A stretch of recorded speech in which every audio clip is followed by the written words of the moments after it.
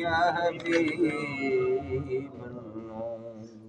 نہایت ہی واجب الاحترام سامعین و حاضرین حضرات، اللہ رب العالمین ارشاد فرما رہا ہے، یعنی آسمانوں کی راہوں تک پھر میں جھانک کر دیکھوں موسیٰ کے خدا کو، اور میں تو یقین کرتا ہوں کہ وہ جھوٹا ہے۔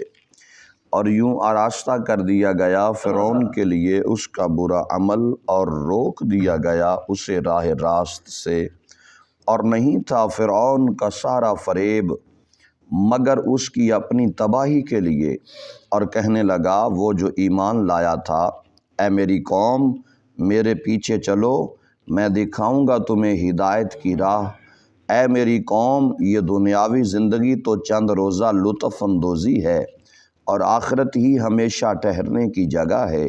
جو برے کام کرتا ہے اسے سزا دی جائے گی اسی قدر، اور جو نیک کام کرتا ہے خواہ مرد ہو یا عورت، بشرطے کہ وہ ایماندار ہو، تو وہ داخل ہوں گے جنت میں، رزق دیا جائے گا انہیں وہاں بے حساب۔ اور اے میری قوم، میرا بھی عجیب حال ہے کہ میں تو تمہیں دعوت دیتا ہوں نجات کی طرف، اور تم بلاتے ہو مجھے آگ کی طرف۔ تم مجھے دعوت دیتے ہو کہ میں اللہ کا انکار کروں اور میں شریک ٹھہراؤں اس کے ساتھ، اس کو جس کا مجھے علم تک نہیں۔ اور میرا حال یہ ہے کہ میں پھر بھی تمہیں اس خدا کی طرف بلاتا ہوں جو عزت والا، بہت بخشنے والا ہے۔ سچی بات تو یہ ہے کہ جس کی بندگی کی طرف تم مجھے بلاتے ہو اسے کوئی حق نہیں پہنچتا کہ اسے پکارا جائے اس دنیا میں اور نہ آخرت میں، اور یقیناً ہم سب کو لوٹنا ہے اللہ کی طرف، اور یقیناً حد سے گزرنے والے ہی جہنمی ہیں۔ پس اے میرے ہم وطنوں، ان قریب تم یاد کرو گے جو میں آج تمہیں کہہ کر جا رہا ہوں، اور میں اپنا سارا کام اللہ کے سپرد کرتا ہوں۔ بے شک اللہ تعالیٰ دیکھنے والا ہے اپنے بندوں کو۔ محترم حضرات، قرآن مجید فرقان حمید کی ان آیات بینات میں رب ذوالجلال ارشاد فرما رہا ہے، یعنی میرے ساتھ بھی تم لوگوں کا رویہ عجیب و غریب ہے۔ میں تمہیں نجات کی طرف بلاتا ہوں، میں تمہیں ہدایت کی طرف بلاتا ہوں، اور تم مجھے آگ میں دھکیلنے کی کوشش کر رہے ہو۔ اور میں تمہیں اس خدائے واحد کی بندگی کی تلقین کرتا ہوں جو سب سے زبردست بھی ہے، اور اس کے باوجود بڑا بخشنے والا بھی ہے۔ عمر بھر خطائیں کر کے بھی اگر اس کے در کرم پر کوئی آ جائے تو وہ معاف فرما دیتا ہے۔ اور تم مجھے کہتے ہو کہ میں اللہ تعالیٰ کا انکار کر دوں اور اس کے ساتھ ایسے شریک بناؤں جو بالکل بے بس اور بے اختیار ہیں، اور جن کی خدائی کا مجھے کوئی علم نہیں۔ میں تو تمہیں خیر خواہی میں سرگرم ہوں، اور تم ہو کہ اپنے ساتھ مجھ غریب کو بھی ڈبو دینا چاہتے ہو۔ تم میرے عجیب دوست ہو، مجھے تمہاری ایسی دوستی کی ضرورت نہیں ہے۔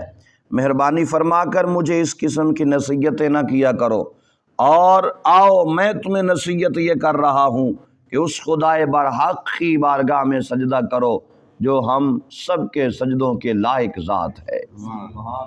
یعنی جن معبودان باطل کی تم عبادت اور بندگی کی تم مجھے نصیحت کر رہے ہو، یہ تو ایسے ہیں کہ انہیں یہ حق ہی نہیں پہنچتا کہ دنیا میں یا آخرت میں انہیں خدا تسلیم کیا جائے، اور نہ انہوں نے خود کبھی اپنی خدائی کا دعویٰ کیا ہے۔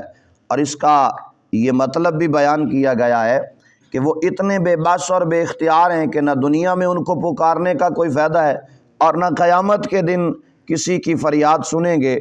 تو جو ایسی صورت حال ہو تو پھر ان کو پکارنا اور انہیں خدا ماننا یہ کتنی بڑی حماقت ہے۔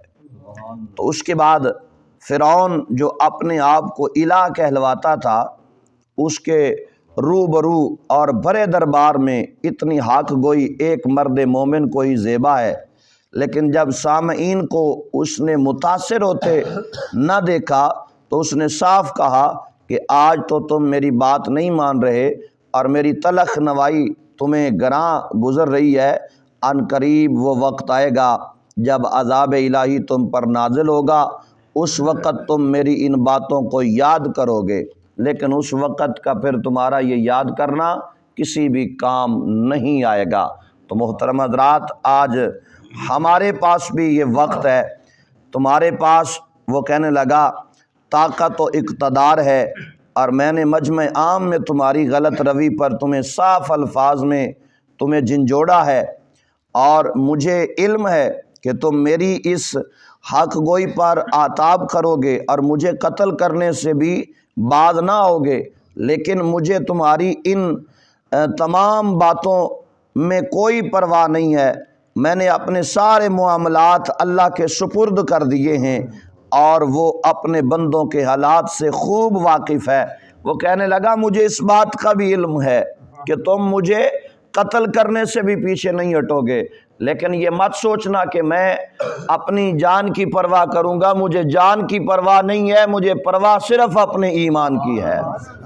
میں اپنا ایمان بچانا چاہتا ہوں، بھلے اپنے ایمان بچانے میں میری جان ہی کیوں نہ چلی جائے۔